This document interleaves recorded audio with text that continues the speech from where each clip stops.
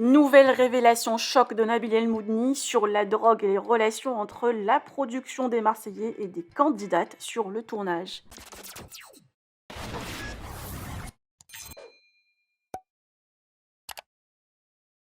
Souvenez-vous, Nabil El Moudni avait fait une story sur la relation assez spéciale entre un producteur des Marseillais et certaines candidates. Adixia et Océane Limer avaient été interrogées sur le sujet et ont confirmé que ça ne les concernait pas, contrairement à Camille Froment qui a précisé qu'une candidate des Marseillais lui en avait parlé. Aujourd'hui, Nabil El Moudni revient avec de nouvelles révélations et des preuves à l'appui. Le blogueur confirme qu'une candidate emblématique des Marseillais lui a dit que la prod leur fournissait de la drogue et qu'elle la jetait dans les toilettes une fois que la nounou quittait la pièce. Pire même, il dévoile un échange via WhatsApp entre le producteur et une Marseillaise qui sème le doute. Nabil promet de balancer du lourd ce soir. En attendant, je vous laisse avec un extrait de sa story.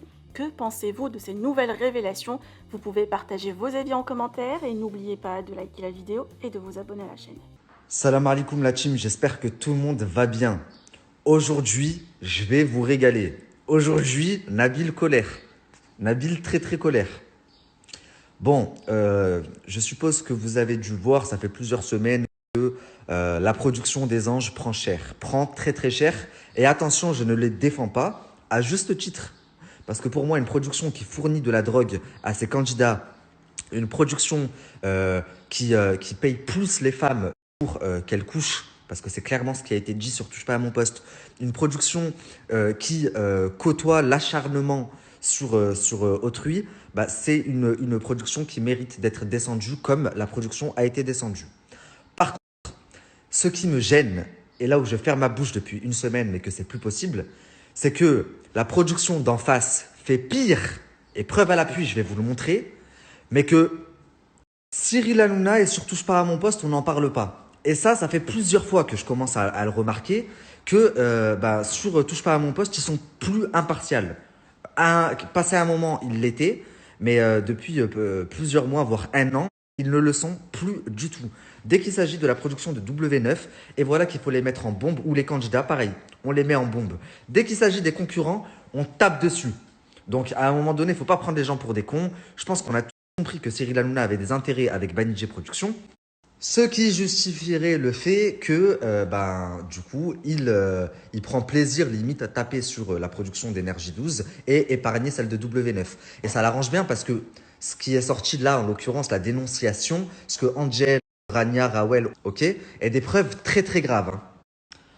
Donc, tous les sujets qui ont été traités sur TPMP concernant la grosse équipe, je vais traiter les mêmes, mais concernant Banijé Productions. Donc, il a été abordé, quelqu'un a dit sur TPMP que les filles étaient plus payées pour coucher. Moi, ce que je vais dénoncer chez W9, c'est le fait que le producteur profite de sa position pour coucher. Et preuve à l'appui, parce qu'il y a une semaine de ça, je vous ai fait une story, mais je ne vous ai pas tout mis. Donc, preuve à l'appui, ce soir, je vais vous en mettre des preuves. Autre chose que je vais dénoncer, la drogue sur le programme. La production achète et fournit les drogues aux candidats. Chez W9, y compris, j'en ai la preuve et je vais vous le mettre. J'ai la conversation d'une candidate sur la tête de ma mère qui dit mot pour mot, de chez les Marseillais, une candidate emblématique, qui dit mot pour mot, je fais exprès de prendre la drogue qu'ils nous donnent devant la nounou, mais en fait, dès qu'elle a le dos touché, je jette tout dans les toilettes. Et Stéphanie Durand fait pareil. Et ça, c'est une candidate emblématique des Marseillais qui dit ça. Donc on verra si les gens sont impartials parce qu'au vu des révélations et des preuves que je vais vous mettre ce soir, si ce n'est pas repris sur les plateaux télé qui ont abordé tout ça, c'est qu'il y a vraiment du favoritisme, ok? Contrairement à ce qui a été dit sur Énergie 12, parce que ça c'est quand même très grave, la production ne prostitue pas ses candidates. Puisque ce qui a été dit sur TPMP, quelqu'un de la production a quand même dit que la prod payait plus ses candidates pour qu'elles couchent. Donc c'est limite, c'est de la prostitution. Chez W9, ça ne se passe pas comme ça. Par contre, la production, de ce que j'ai compris, se taperait pas mal de candidates et aurait des comportements très très déplacés. Et quand j'ai reçu des conversations avec audio, etc., je suis resté la famille sur le cul, sur la vie de ma mère.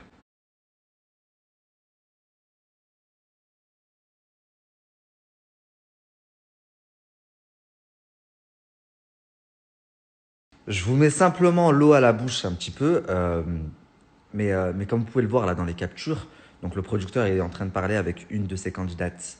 Je ne sais pas pour vous, mais en 2020 ou en 2021, personne n'appartient à personne en fait. L'être humain ne peut pas appartenir à quelqu'un. D'accord? On ne dit pas à quelqu'un tu m'appartiens à vie, t'es à moi. Je ne sais pas c'est quoi cette mentalité, mais si la production réfléchit comme ça et pense comme ça, bah déjà ça en dit long. Donc soyez attentifs à la vidéo de ce soir. Vraiment. Imaginez quand même si votre patron, il vous dit, mon bébé, tu me manques ma Barbie, je te vois bientôt, t'es à moi, tu m'appartiens, euh, à vie tu m'appartiens. C'est quand même très très chaud. Un patron ne parle pas comme ça avec son employé, on est d'accord. Et c'est pas parce que ils font de la télé que ça change. Non, pas du tout. Tu peux avoir une proximité proche de ton patron, mais il y a proche et proche.